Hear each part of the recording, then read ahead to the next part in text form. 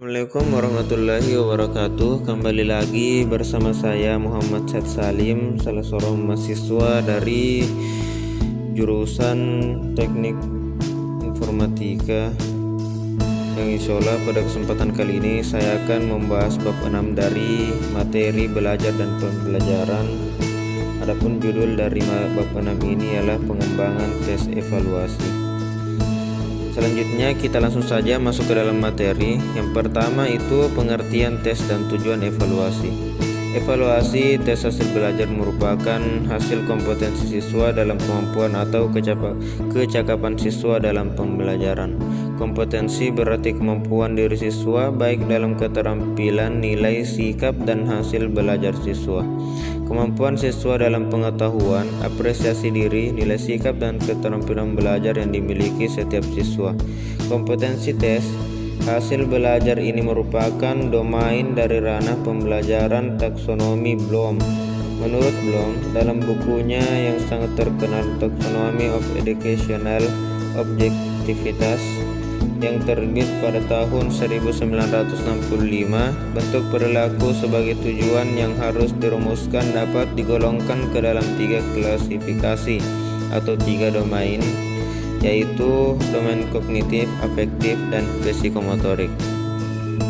Selanjutnya kita akan menjelaskan beberapa domain tersebut. Yang pertama, domain kognitif, yaitu domain kognitif adalah tujuan pendidikan yang berhubungan dengan kemampuan intelektual atau kemampuan berpikir, seperti kemampuan mengingat dan kemampuan memecahkan masalah.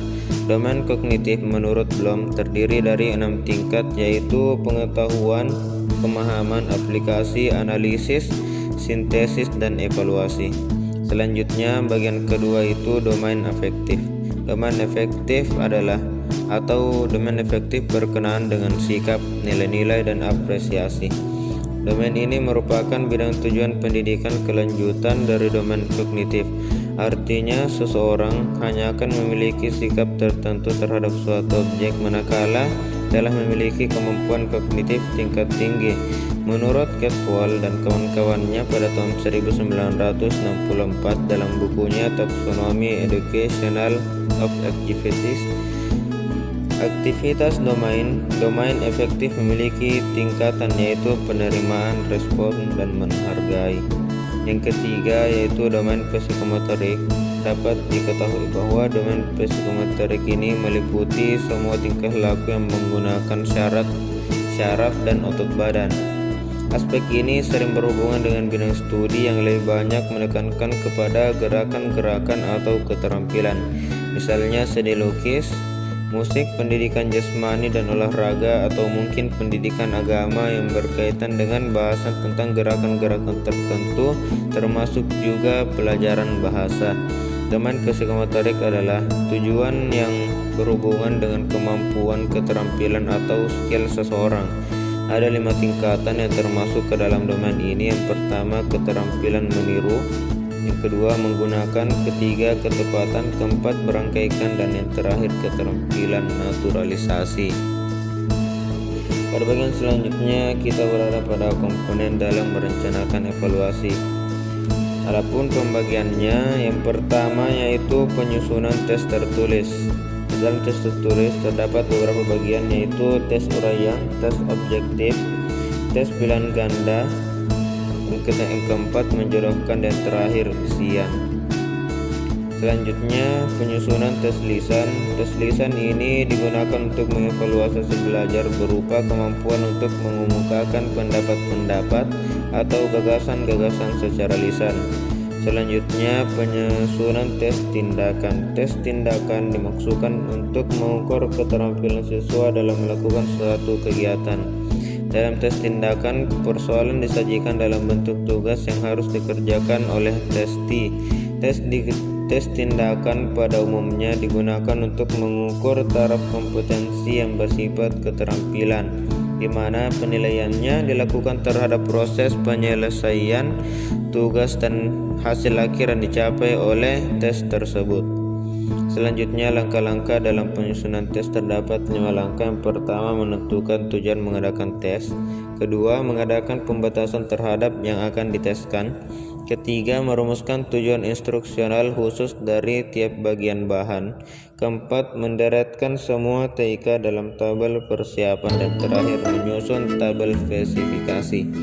Bagian selanjutnya, merevisi dan mengembangkan produk evaluasi.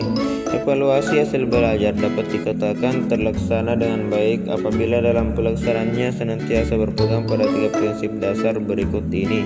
Yang pertama, prinsip keseluruhan. Yang kedua, prinsip kesinambungan. Dan terakhir, prinsip objektivitas. Selanjutnya, evaluasi proses pengajaran. Evaluasi terhadap proses pengajaran dilakukan oleh guru sebagai bagian integral dari pengajaran itu sendiri.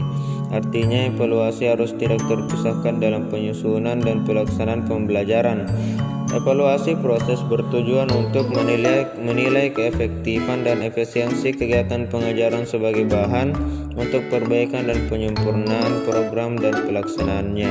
Objek dan sasaran evaluasi proses adalah komponen-komponen sistem pengajaran itu sendiri, baik yang berkenaan dengan masukan, proses maupun keluaran dengan semua dimensinya.